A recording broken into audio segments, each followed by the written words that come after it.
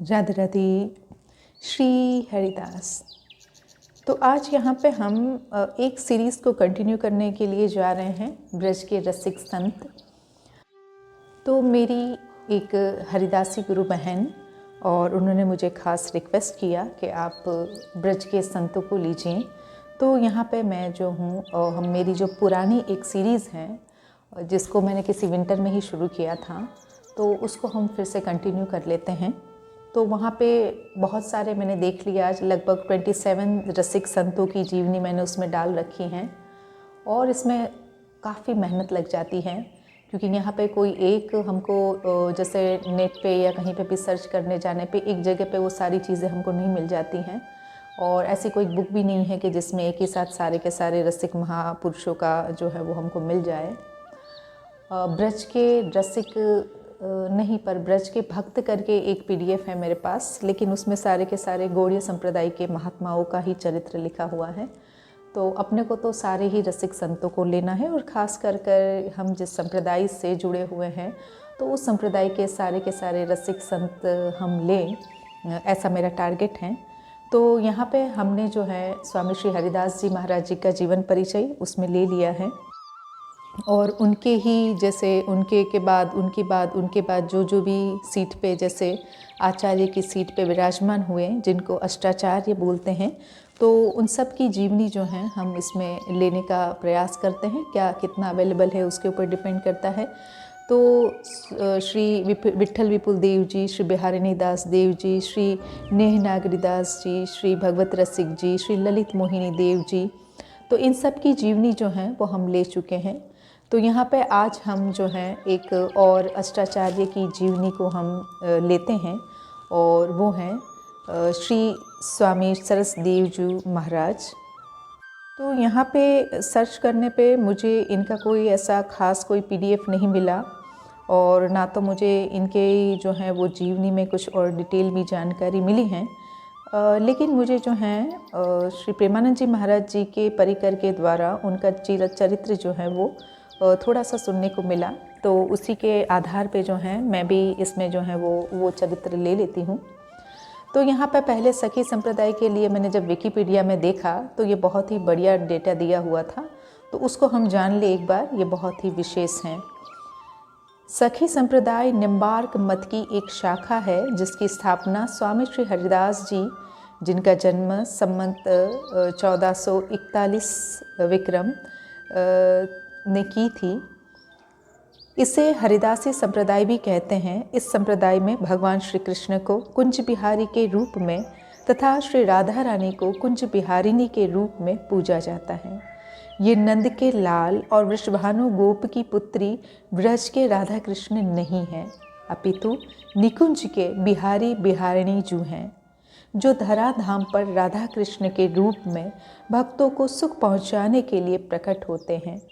इसमें सखी का अर्थ स्त्री, पुरुष या नपुंसक तीनों प्रकार की देह भाव से ऊपर उठकर निष्काम निष्कपट विशुद्ध सखी भाव है, जो अपने प्रिया प्रियतम के चरणों की दासी हैं तथा उनको ही सुख पहुंचाने के लिए ही सभी कार्य इनकी इच्छा अनुसार करती रहती हैं।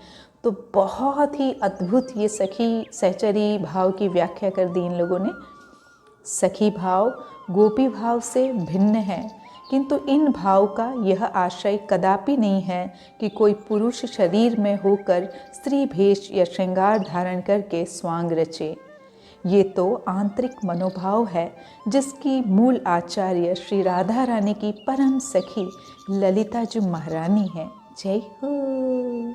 जिन्होंने निकुंज रस प्रदान करने के लिए वृंदावन के राजपुरा ग्राम में स्वामी श्री हरिदास जी के रूप में अवतार ग्रहण किया। निकुंज से ललिता सखी, वंशी सखी और विशाखा सखी तीनों ही श्री हरिदास, श्री हित हरिवंश व श्री हरिराम व्यास के रूप में अवतरित हुई थी। निकुंज रस सभी को प्रदान कर बांके बिहारी जी को निधिवन में प्रकट किया। स्वामी श्री हरिदास जी के द्वारा निकुंज उपासना के रूप में श्यामा कुंज बिहारी की उपासना सेवा की पद्धति विकसित हुई। ये बड़ी विलक्षण है। निकुंज उपासना में जो सखी भाव है वह गोपी भाव नहीं है। निकुंज उपासक प्रभु से अपने लिए कुछ भी नहीं चाहता, बल्कि उसके समस्त कार्य अपने आराध्य को सुख प्रदान करने हेतु होते हैं। श्री निकुंज बिहारी की प्रसन्नता और संतुष्टि उसके लिए सर्वोपरि होती है। यह संप्रदाय इस बात पर मानता है कि तत्सुख सुखित्वम की भावना के साथ में, यानी कि मेरे इष्ट के ही सुख में जो है वो सुखी रहना, यही इस भाव में जो है वो प्राण रहता है। जिन भेषा मोरे ठाकुर रीझे सो ही भेष धरूंगी। इसके आधार पर अपना समस्त जीवन राधा कृष्ण सरकार को निछावर कर देती हैं सखियाँ। आज हरिदासी संप्रदाय का प्रमुख स्थान श्री वृंदावन का तटिया स्थान ही है, जहाँ स्वामी जी की परंपरा से निकुंज उपासना आज हो रही है। इसके अतिरिक्त श्री राधा वल्लभ लाल के संत भी सखी सहचरी भाव से ही निकुंज उपासना किया करते हैं। देखिए, इसके अलावा जो है वो निम्बार्क संप्रदाय भी निकुंज उपासक है, गौड़ीय संप्रदाय में भी निकुंज उपासना होती हैं। और यहाँ पे जो है यहाँ पे तटिया स्थान जो है वो तो हमारे स्वामी जी की परंपरा का है ही है, लेकिन साथ में जो रसिक बिहारी दास देव जी जो मंदिर हैं यानी कि गोरेलाल कुंज हैं, वो भी हमारे हरिदासी संप्रदाय की ही एक जो है वो शाखा है। तो यहाँ पे जो हैं वो अष्टाचार्य हैं, जिनमें स्वामी श्री हरिदास जी, विठल विपुल देव जी, बिहारेंद्र दास जी, नागरी दास जी, सरस दास जी, नवल दास जी, नरहर दास जी, रसिक दास जी और ललित किशोरी दास जी यानी कि ललित मोहिनी दास जी का जो है वो चरित आता है। तो हम यहाँ पे जो हैं वो पांचवें आचार्य श्री सरस दास जी का जो है वो चरित्र लेने के लिए जा रहे हैं आज की डेट में। तो यहाँ पे जो है बताया जा रहा है कि रसिकाचार्य श्री सरस देव जी महाराज जी का जन्म गौड़ ब्राह्मण कुल में हुआ था और इनका जो है इन्होंने 42 वर्ष तक अखंड वृंदावन वास किया। इनके जो गुरुदेव हैं वो श्री बिहारिणी दास देव जी महाराज हैं। बताते हैं कि रास विलास में बिहारिणी जी यानी कि हमारे प्रियालाल जो हैं वो मन में व्याकुल हुए कि ये जो रास रस जो हैं, इसका आनंद जो है, ये बेचारे कलिमल ग्रसित ये जीव हैं, इनको कैसे दिया जाए। तो इन्होंने द्रवित होकर अपनी निकुंज की एक सखी सरस सखी को धराधाम पर प्रकट किया और यही सरस सखी श्री सरस देव जी महाराज हुए। इन्होंने जो है श्री बिहारिणी दास जी का अनुगत्य स्वीकार करते हुए अपना साधन भजन जो है वो आगे बढ़ाया। 30 वर्ष तक ये घर में रहें और 42 वर्ष तक जो है इन्होंने वृंदावन वास किया। 72 वर्ष की आयु में संवत 1683 की श्रावण शुक्ल पूर्णिमा को उन्होंने निकुंज प्रवेश किया। इनकी विनम्रता और सत्संग परायणता सभी रसिकाचार्यों में सबसे ज़्यादा जो हैं वो गणना पात्र हैं। तपोबल जन्य सिद्धि भी इनकी अच्छी खासी ख्यातमान हुई। इन्होंने अपने उत्तराधिकारी श्री नरहरि दास देव जी की घोषणा उनका जब परिचय भी जानते नहीं थे तभी से कर दी थी। इनके पिताजी श्री कमलापति जी थे और ये जो हैं नागरीदास जी के छोटे भाई हैं। दोनों के दोनों एक साथ श्री बिहारिणी दास देव जी महाराज जी के चरणाश्रित होते हैं और पिताजी भी अपने दोनों पुत्रों को उनको सौंप देते हैं। श्री बिहारिणी देव जी के निकुंज गमन के बाद इनको जो हैं वो गद्दी पे विराजमान कराया गया। आप सदा निकुंज रस का आस्वादन करते और अपने आश्रित जनों को भी निकुंज रस का आस्वादन कराते थे। इनके कुछ पद हैं इस प्रकार से।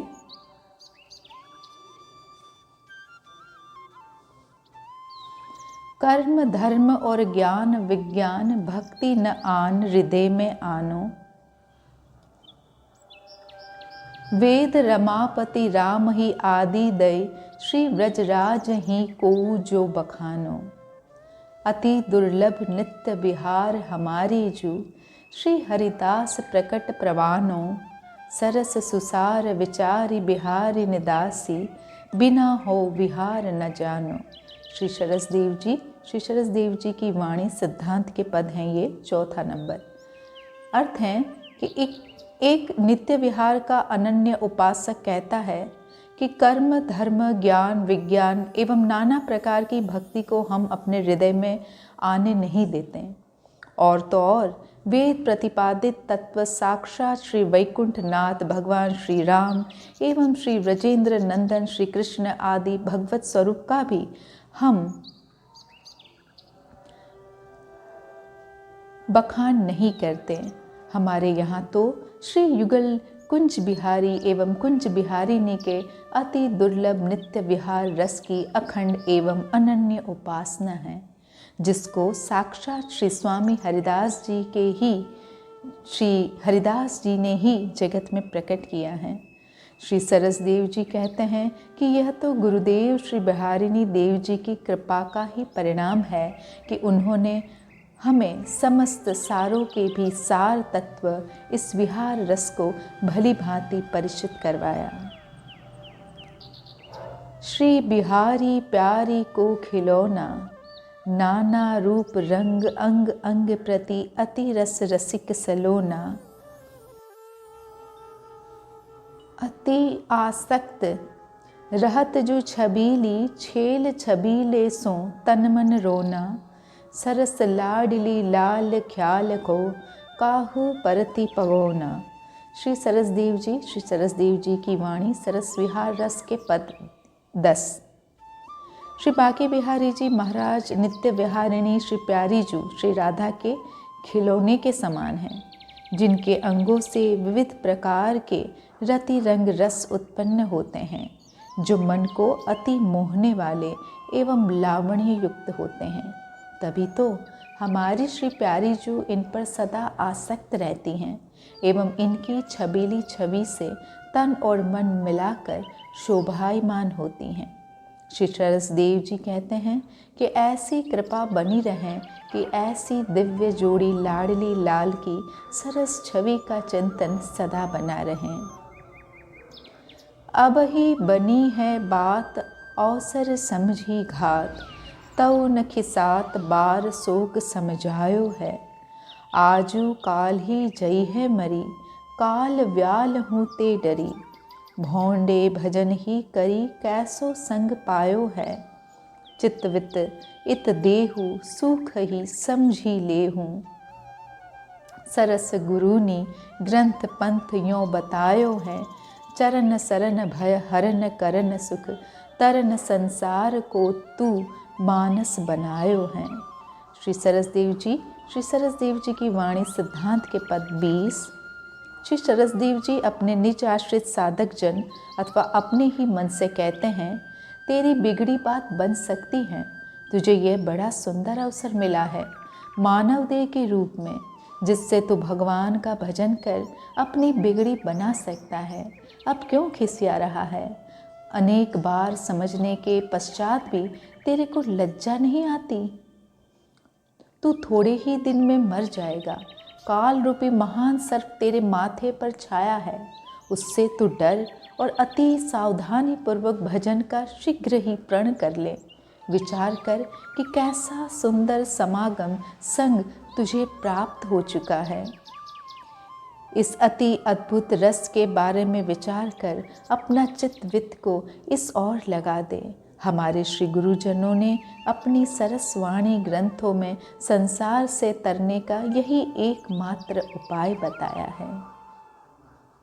अतः समस्त भय को हरण करने वाले, सुखों के दाता ऐसे भगवान अथवा रसिक गुरु की शरण ग्रहण करके माया से उत्तीर्ण होने का प्रयास कर, जिसके लिए ही तुझे भगवान ने मानव बनाया है।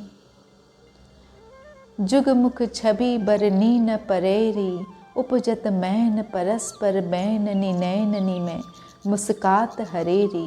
अंश बुझा दिने भीने रंग रहसी बहसी, हंसी अंक भरेरी। विवश भये विहरत पिय प्यारी, सरस दास और संचि धरेरी। श्री सरसदेव जी की वाणी सरस विहार रस के पद 16। श्री प्रियालाल के मुखार विंदों की रूप माधुरी कहते नहीं बनती। परस्पर प्रेम भरी बातों से इनके दिव्य श्री अंगों में अनंग का संचार हो रहा है। नैनों ही नैनों में जब ये मुस्कुराते हैं तब तो सुध बुध भूलकर एक दूसरे के हाथों बिक जाते हैं। परस्पर गलबहियाँ दिए आनंद के रंग में सराबोर ये दोनों एकांत में हंस हंस कर एक दूसरे के कंठहार बनने की होड़ में लगे हैं। प्रेम विवश ये लाडली लाल नित नए नए कौतुक करते रहते हैं, जिन्हें रसिकजन सहज कर अपने हृदय की पिटारी में संचित करते रहते हैं। झूलत दो नवल हिंडोले विमल पुलिन कल कमल कुंज मधि चितवत नैन सलोले। जोबन जोर झकोरनि देत आलिंगन करत कलोले। सरस दासी सुख रासी रहसी नव सुनत मधुर मृदु बोले। श्री सरसदेव जी की वाणी सरस विहार रास के पद 22। श्री प्रियालाल यमुना पुलिनस्थ कमल कुंज में एक नए ही प्रकार के झूले में झूल रहे हैं और दोनों एक दूसरे को प्रेम प्रफुल्लित विलोचनों से निहार रहे हैं। नव यौवन की उल्लसित तरंगे जब दोनों को झोंटे देती हैं तब वे आलिंगनबद्ध हो रस रंग में निमग्न हो जाते हैं।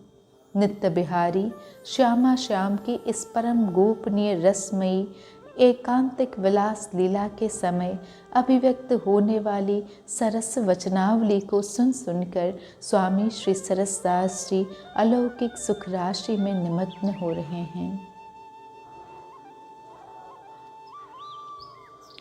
तो ऐसे श्री सरसदेव जी अपने पूर्व आचार्यों के समान ही सरस एवं परम रसिक अनन्य हुए, जो सदैव श्री श्यामा कुंज बिहारी को अपने हृदय में बसाए रहते थे। जीव मात्र इनका मित्र था। पर्वतराज के समान भारी होते हुए भी स्वयं को लघु मानते थे। आकाश के समान स्वच्छ एवं हृदय की गहराइयों में प्रेम समाये हुए घने बादलों के समान करुणा बरसाने वाले थे। ये समुद्र के समान गंभीर, पृथ्वी के समान क्षमाशील तथा जल के समान नम्र थे। इनका शरीर अग्नि के समान तेजस्वी था तथा पवन के समान स्वच्छंद था। नित्य विहार केली के मूर्तिमान रस रूप थे। इनकी आंखें कमल की कोमल पंखुड़ियों के समान विशाल थी एवं जब मुख से कुछ कहते तो लगता कि वाणी से पुष्प झर रहे हैं। चंद्र के समान शीतल एवं सूर्य के समान प्रकाशवान थे। रसिक भक्तगण सहज ही इनके पास आते एवं इष्ट के रस में डूबते उतरते। श्री सरसदेव श्री स्वामी हरिदास कुल के महंत मणि थे, जिन्होंने अखंड वृंदावन वास किया। नित्य विहार रस का उल्लास ही इनका सुख था।